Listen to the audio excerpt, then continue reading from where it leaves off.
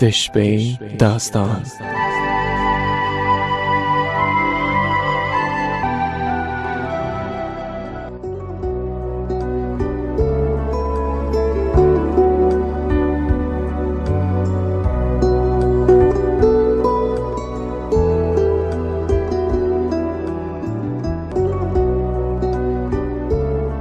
د واکمن او بخښونکي ذات په سپېڅلې نامه. د سپوږمۍ راډیو قدرمنو اورېدونکو سلامونه، ستړي مه شئ او له رنګینیو ډکه شپه مو په خیر. دا د یو وار بیا مو زه سلیمې ورور د شپې داستان خپرونو په لړ کې له یوه بل نوي ناول سره هرکلی کوم.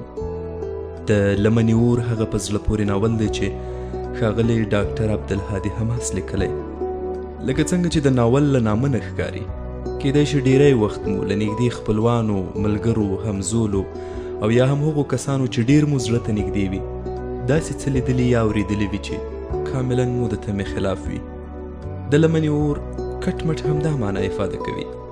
کله چې کوم څوک د ټولنیزو اړیکو له مخې راته تر ټولو نږدې کس وي او له هغه نه کوم بد ووینو، دا کار د انسان طبیعي فطرت هیڅکله نشي زغملی. په دې ناول کې هم د پښتني ټولنې له ناوړه دودونو او په ځانګړي ډول د خپلوۍ له سپېڅلې نامه څخه د ناوړې استفادې کیسه کیږي.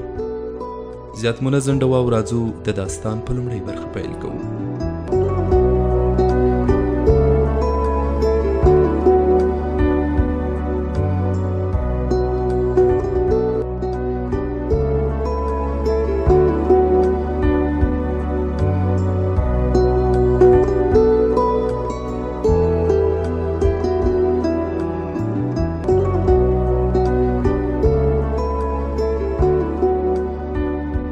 د ژمي سخته څیله وه.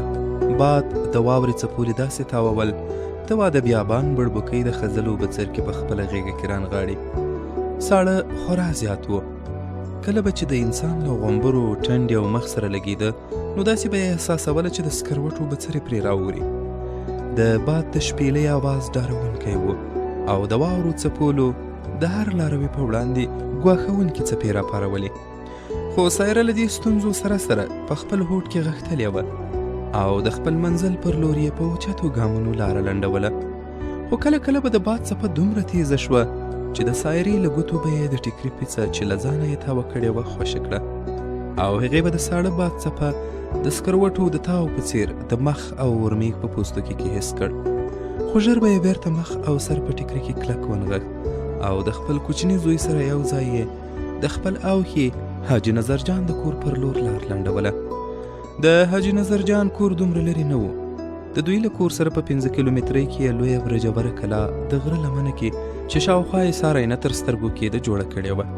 کله چې سایره نوموړې کلا ته ورسېده نو سړو ښځه پلې وه او د سکروټو د لوګي په څیر یې ساه ایستل له لرې څرګندېده. هوا دومره سړه وه چې کله هغې د دروازې ځنځیر ته د ټکولو په موخه لاس ور وړ نو له واره ورسره سریښ شو. سایرې وړه چغه وکړه او بیا یې په سختۍ سره لاس له ځنځیر څخه خوشې کړ. وروسته یې کوچنی زوی چې لاس یې په څادر کې نغښتی و د دروازې ځنځیر وشرنګاوه او په دې توګه یې د کور خلک له خپلو راتلو څخه خبر کړل، له خپل راتګ څخه خبر کړل. حاجي نظر جان دروازه پرانیستله او کله یې چې دوی دواړه ولیدل چې د سړو له امله د پاڼې په څیر لړزې نیولې دي او ژامې یې د لرګیو په څیر کړسا کوي نو په بیړه یې خپلې ګرمې کوټې ته بوتلل او ښه شېبه وروسته یې د ګرمې بخارۍ په څنګ کې ورو ورو دمه جوړه شوه. عادي حالت ته راوګرځېده او د خبرو کولو توان یې ترلاسه کړ. حاجي نظر جان حیران و. په ذهن کې یې ډول ډول خبرې ګرځېدې چې خوښینې به یې په دې طوفاني مازدیګر کې څنګه د دوی د کور پر لور پښه کړې وي. خو د میلمه پالنې او دود له مخې یې د دې پوښتنې حق ځان ته ورنه کړ. خدای خیر یې وویل او د دې په انتظار شو چې هغه په خپله د خپل راتګ په اړه خبره وکړي. د سایرې زوی جانولي چې په دې ناوخته او ناوړه حالت کې خپله مور دې ته اړ کړې وه چې د خپلې خور کره په جرګه ورشي او د ترور لور ګلونه ده ته وغواړي نو دا وخت یې په زړه کې ګوړې ماتولې. فکر یې کاوه چې خبره به جوړه شي او د خپلې ترور له لور ګلونې سره په اړیکو ټینګولو به یې ژوند د پسرلي ګلان وغوړوي او خیالونه به یې د حقیقت رنګ خپل کړي. هغه په دې خوښۍ کې یو ځل بیا د ځان لپاره خیالي دنیا ودانه کړله او د مور د راتګ په انتظار شو. سایره سره له دې چې له خپل کور څخه په کلکه اراده او ټینګ عزم راوتلې وه چې د خپل زوی لپاره د خپلې خور لور ګلونه وغواړي، خو دا وخت زړه نازړه غوندې وه. نه پوهېده چې خبره له کوم ځایه پیل کړې او په څه ډول خپل اوښي نظرجان ته دا ووایي چې د لور لپاره دې په جرګه راغلی یم. هغه ځکه زړه نازړه وه چې هغې د دواړو کورونو ترمنځ خورا زیات توپیر لیده. اوښي یې د خاني شمله ټومبله او دوی په غربت کې ژوند کاوه.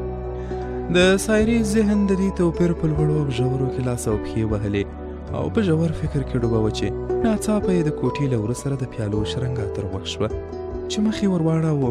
ګلونه تش پتنوس په لاس ولاړه وه. د وره د پاس لیخکې سره یې د سر وهلو له امله ټولې پیالې له پتنوسه غورځولې وې.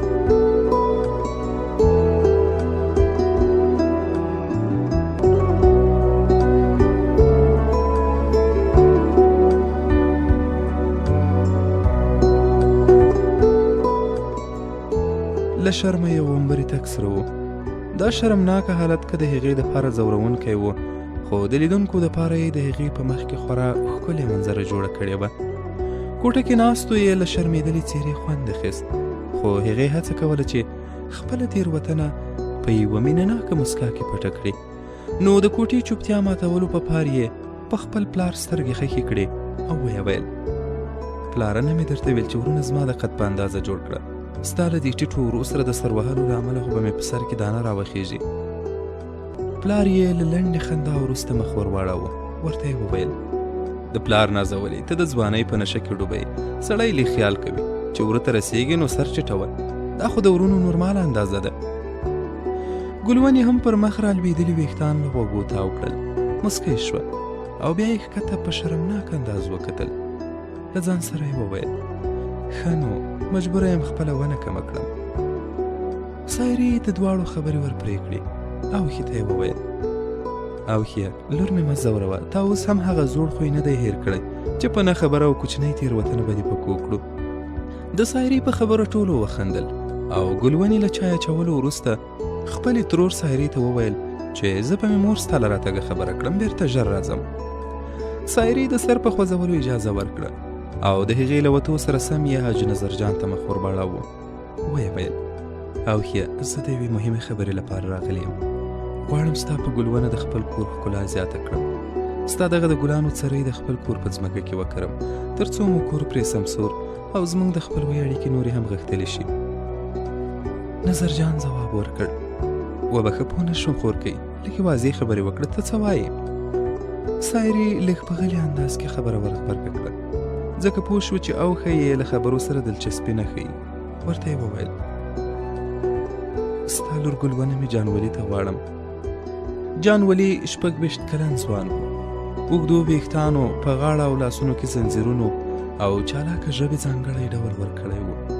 که هر چا به لیده نو ګمان به یې کاوه چې د یوه لوی شتمن او یا هم د کوم سیاستوال زوی دی. خو حقیقت داسې نه و، بلکې لیدونکي یې تېرېستل. یوازې په دې ډول سره یې د لیدونکو سترګو ته دوکه ورکوله. د عمل څرک یې کم په ژوند کې تر سترګو کېده. جانولي ښه پوهېده چې د ګلونې اړیکه ورته د کوهي قاف له ښاپېریو سره اړیکه ده، ځکه د هغې کورنۍ د جانولي د ناسمو کړنو له امله هغه ښه نه ایسېده، تر دې چې په دغه کور کې یې حرکتونه هم څارل کېدل. خو بس خپل هوس نه پرېښوده. تل به یې د ناشونیو کارونو شا نیولې وه او په دې تش بې عمله کړنو به یې خپلو هیلو ته دروغجنه تسلي ورکوله. له همدې امله حاجي نظرجان د سایرې د دې غوښتنې په اورېدو سور او شین واوښت. پرته له ځنډه یې د خپلې خوښینې په سترګو کې خپلې قهرجنې سترګې ښکې کړې. ورته یې وویل: ستوري به ځلا پرېږدي، لمر به رڼا نه کوي، ماهیان به په اوبو کې د لامبو چل هیر کړي. دا به شونې شي، خو دا به هېڅکله شونې نه شي چې زما لور دې جانولې ته ډوډۍ پخه کړي. سایره یې کبرجنو خبرونه ارامه کړه. د نظرجان خبره یې ور پرې کړه او ورته یې وویل: وروره، ولې؟ ځکه چې مونږ غریبان یو، ځکه چې مونږ ستا په څېر پیسې نه لرو، ځکه چې مونږ ستا په څېر برجوره کلا نه لرو او په یوه زوړ کور کې ژوند کوو. حاجي نظرجان ځواب ورکړ: نه خوښینې، داسې نه ده. زه کوم کبرجن سړی نه یم او نه پیسو ته په دومره ارزښت قایل یم چې انساني ارزښتونه پرې هیر کړم. زه پیسه د لاس خیری ګڼم او باوري یم چې پیسه به نن وي خو سبا به نه وي. زه د غریبو خلکو د پښو خاورې یم خو د یوه پلار د ذمهوارۍ له مخې خپله لور داسې چاته نشم ورکولی چې هغه ډېر کمزوري ټولنیز اخلاق لري. هغه خپله ذمهواري نه پیژني او هغه دې په ټولنه کې لکه د خره څټه په نورو بار وي.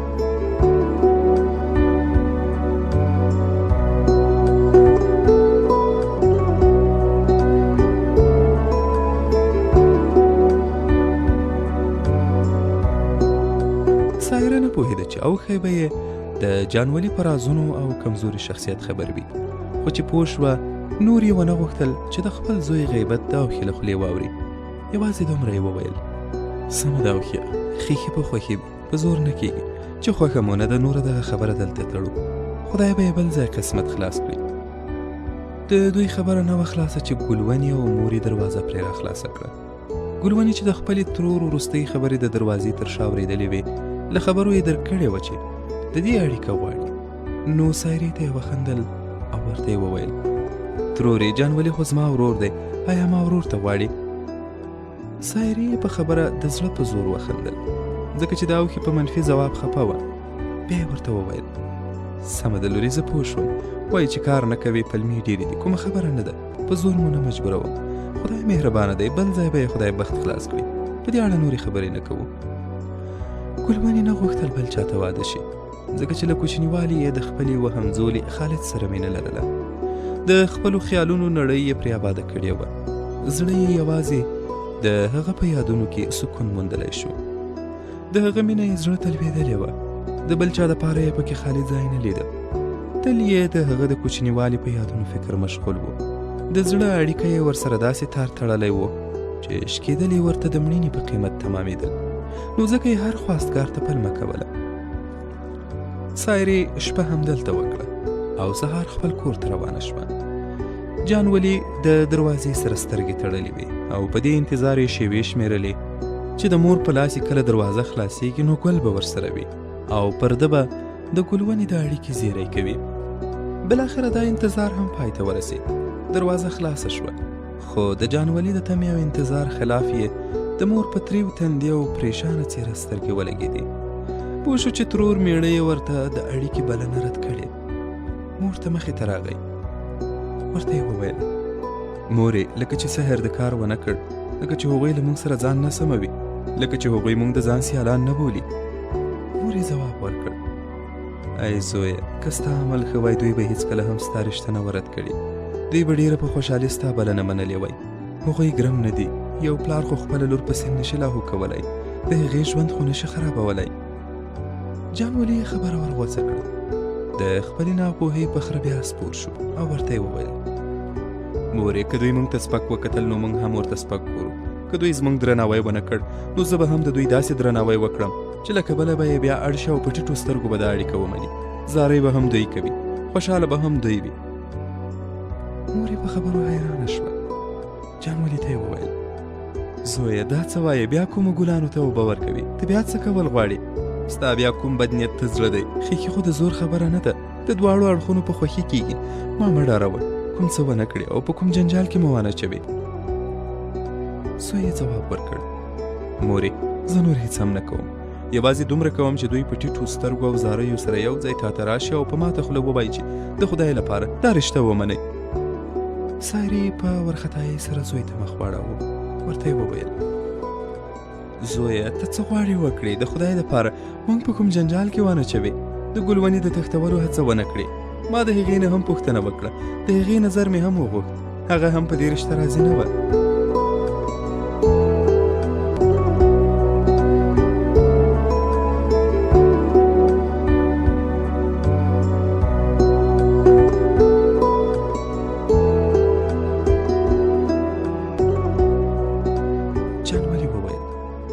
نه مورې، زه دومره حوصله نه لرم چې د نظر جان لور وتښتوم، او نه هغه په دې ارزي.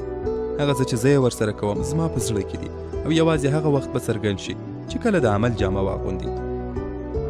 نور یې مور ته شا کړه او د خپل پلان جوړولو په لاره روان شو. مور یې حیرانه په خپل ځای کې ودرېده، په چرتونو کې ډوبه وه. د خپل زوی له سړیتوبه لرې کارونه خو ورته له پخوا معلوم و. فکر یې ګډ وډ و او په یوه ژور سوچ کې ولوېده. رنګارنګ فکرونو یې ذهن مشغول کړ. په اندېښنه کې شوه، نه پوهېده چې زوی یې کومه اراده لري. د ځان سره وبوږنېده او ویې ویل خدای دې خیر کړي، زوی مې داسې څه ونه کړي چې ستونزه تر بدیو ورسېږي. سایره د خپل زوی جانولي خبرو ډېره نارامه کړه.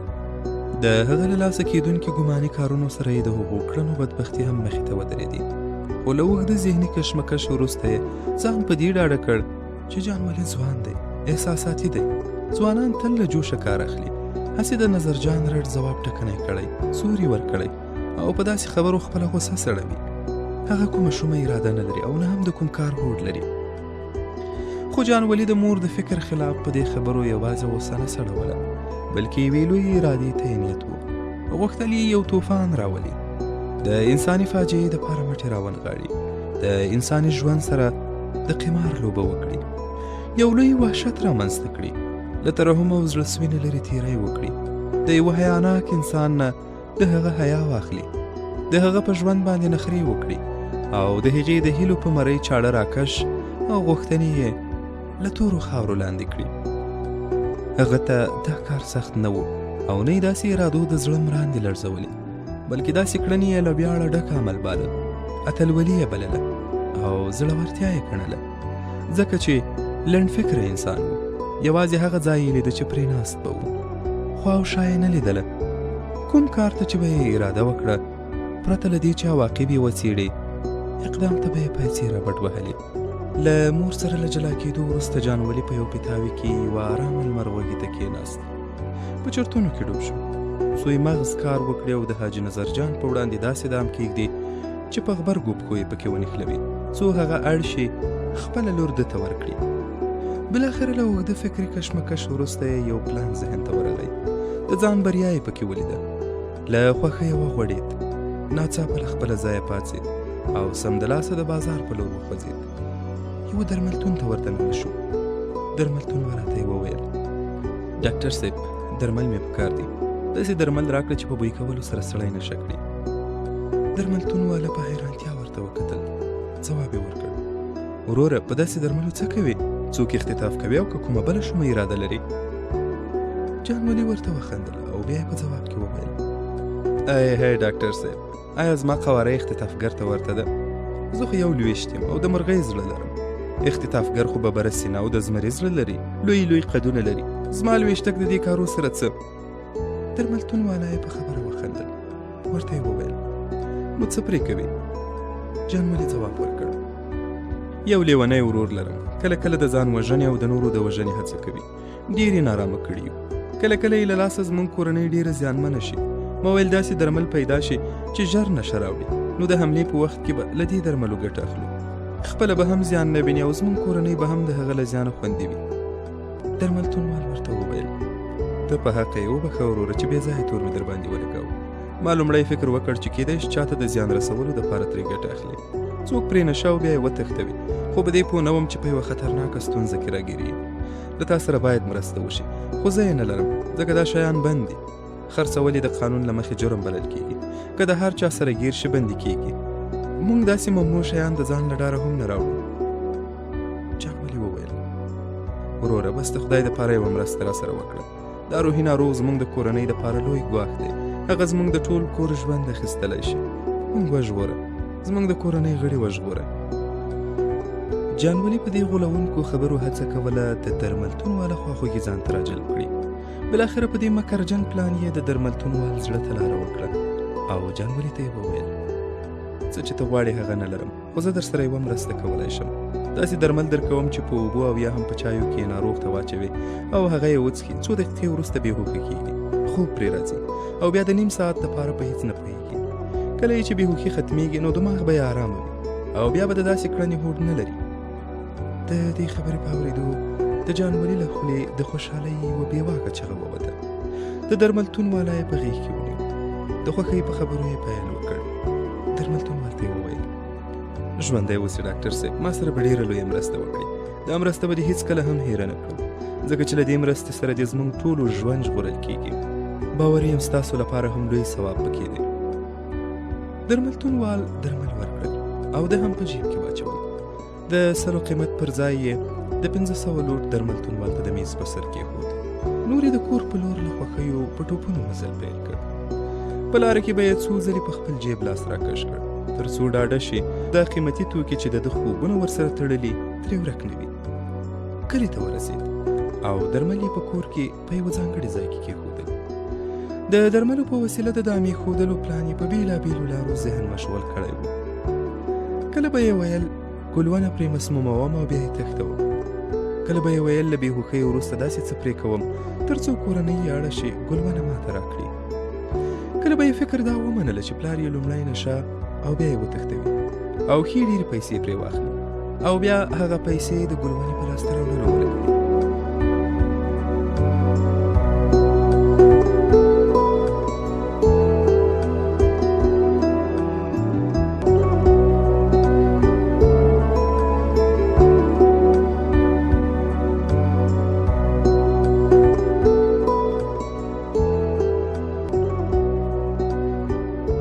شپې داستان خپرونې درنو مینوالو، زموږ د نن شپې داستان دا برخه هم همدومره وه او په همدې ځای رانغاړو. تر بیا وبلې شپې چې یو وار بیا زه سلیمې ورور د دې داستان له یوې بلې برخې سره ستاسو درانه چوپړ ته راځم. تاسو په لوی او مهربان الله سپارم. سوکاله ژوند ولرئ.